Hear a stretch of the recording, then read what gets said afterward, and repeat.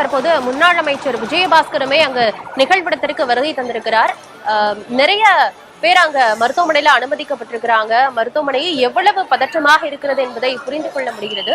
ஆனா பரப்புரை களம் நடந்தது இல்லையா, அந்த இடத்துல மருத்துவ குழுக்கள்லாம் எதுவும் அமைக்கப்படலையா? ஒருவேளை மருத்துவ குழுக்கள் அமைத்திருந்தால் உயிரிழப்பை தவிர்த்திருக்க முடியுமா?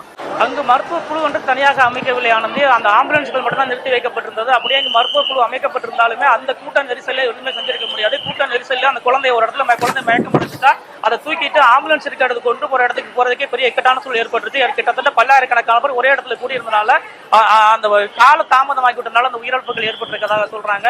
இந்த உயிரிழப்புக்கு முழுக்க காரணமே கூட்ட நெரிசல் ஒன்று. அடுத்த கால தாமதம். ஒருத்தருக்கு மயக்கம் அடைந்தா ஒரு 5 நிமிடம் 10 நிமிடத்துல வந்து ஒரு முறையான சிகிச்சை எடுத்து அந்த உயிரை காப்பாற்றிடலாம். ஆனால் பல ஒரு மணி நேரம் 1/2 மணி நேரம் காலதாமதம் ஏற்பட்டதால இந்த உயிரிழப்பு வந்து பெரும் துயரமும் ஏற்பட்டிருக்கு. மருத்துவ வசதியை பொறுத்த வரைக்கும் தாவேகா கூட்டங்கள் நடைபெற இடத்துல 5 முதல் 10 ஆம்புலன்ஸ் வரை நிறுத்தி வச்சிருப்பாங்க. மயக்கம் அடைந்தால் மருத்துவமனையை கூட்டிட்டு போறாங்க.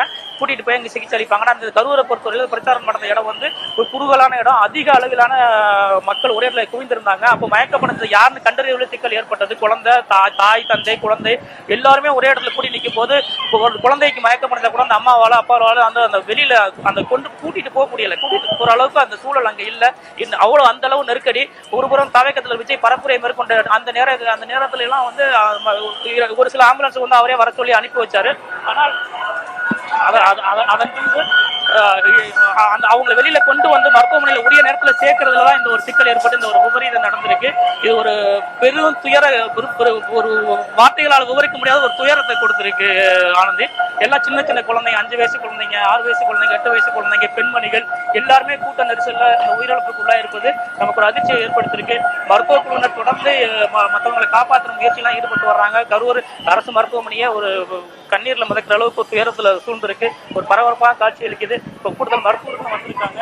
நமக்கு எஞ்சிய உயிர்களையும் உடனடியாக காப்பாற்றுவதற்கு கூடுதல் மருத்துவர்கள் வேணும். அதே போல தனியார் மருத்துவமனைகளையும் சிகிச்சைப்பட்ட நிலைமை என்ன ஆச்சுன்னு தெரியல. அது குறித்து ஒரு மாவட்ட நிர்வாகம் ஒரு குழு அனுப்பி அந்த உயிர்களையும் காப்பாற்ற நடவடிக்கை மேற்கொள்ள வேண்டும். ஆனந்தி, தற்போது மருத்துவர்கள் கூடுதலாக வந்து விட்டார்கள். ஏற்கனவே 1-2 மருத்துவர்கள் மட்டும்தான் இருக்கிறாங்க. ஆனா 20க்கும் மேற்பட்டோர் அனுமதிக்கப்பட்டிருக்கிறாங்க. உயிருக்காக போராடிட்டு இருக்கிறாங்க. இன்னும் மருத்துவர்கள் வந்துட்டாங்களா நிகழ்விடத்துக்கு?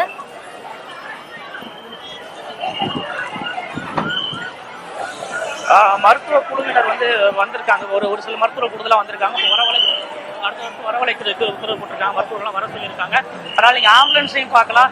அடுத்தடுத்த ஆம்புலன்ஸுகள் வந்த வண்ணமாவே இருக்கு. தாவேகா திடல்ல இருந்து ஏன்னா கூட்டம் கலையும் போது தான் யார் மயங்கி விழுந்தாங்க என்பது தெரியும். இப்போ அவங்களெல்லாம் தூக்கிட்டு இப்பதான் அந்த கரூர் மருத்துவமனை நோக்கி வந்துட்டு இருக்காங்க. அந்த காட்சிகளை தான் நீங்க பாக்குறீங்க.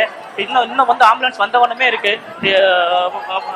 காட்சிகளை பாருங்க. ஆம்புலன்ஸ் தாவேகா திடல்ல இருந்து மருத்துவமனைக்கு அடுத்தடுத்து வந்த வண்ணமே இருக்கு.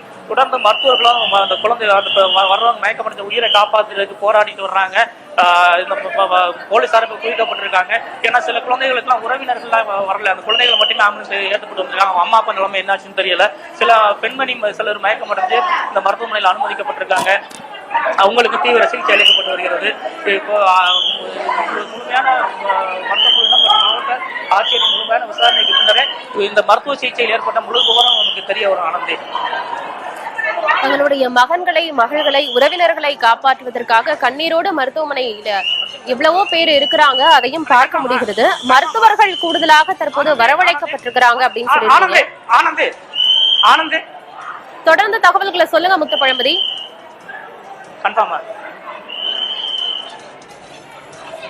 உயிரிழப்போட எண்ணிக்கை அதிகமா சொல்றாங்க. நம்மளே அச்சப்பாடு வகை சொல்றாங்க. உயிரிழப்போட எண்ணிக்கை அதிகமா இருக்குன்னு சொல்றாங்க மருத்துவ குழுவினர். இப்போ தகவலின்படி நம்ம ஏற்கனவே 4 பேர் சொல்லியிருந்தோம்.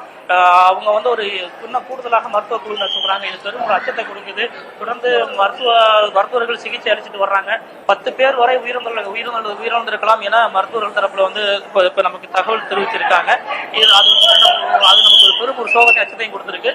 இன்னும் அடுத்தடுத்து வர்ற நபர்களுக்கு அங்க தீவிர சிகிச்சை அளிக்கப்பட்டு வருகிறது. முதல்ல 4 பேர் 3 சிறுவர்கள் 4 பேர் உயிரிழந்ததாக சொன்னாங்க. தற்போது அது உயிரிழப்போட எண்ணிக்கை அதிகமா இருக்குன்னு மருத்துவர்கள் சொல்றாங்க. இதுதான் நமக்கு பெரும் துயரத்தை கொடுத்திருக்கு. ஆனந்தி, 10 பேர் வரைக்கும் உயிரிழந்திருப்பதாக தகவல் கிடைத்திருக்கிறது. மருத்துவ குழுவினர் இத சொல்லியிருக்கிறாங்க. தற்போது முதலமைச்சரின் உத்தரவின் பேரில் அமைச்சர்களுமே அங்க கரூர் மாவட்டத்திற்கு புறப்படுகிறார்கள் என்ற ஒரு அண்மை தகவலுமே கிடைத்திருக்கிறது முத்துப்பழம்பதி. பரப்புரை களத்திலிருந்து மருத்துவமனைக்கு கிட்டத்தட்ட 6 கிலோமீட்டர் அப்படின்னு பதிவு பண்ணியிருந்தீங்க. பரப்புரை களத்திலிருந்து இன்னுமே ஆம்புலன்ஸ் வாகனம் வந்து கொண்டுதான் இருக்கிறது. இன்னுமே நிறைய தொண்டர்கள் மயக்கம் அடைஞ்சிருக்கிறாங்களா? போதிய ஆம்புலன்ஸ் அங்க இருக்குதா?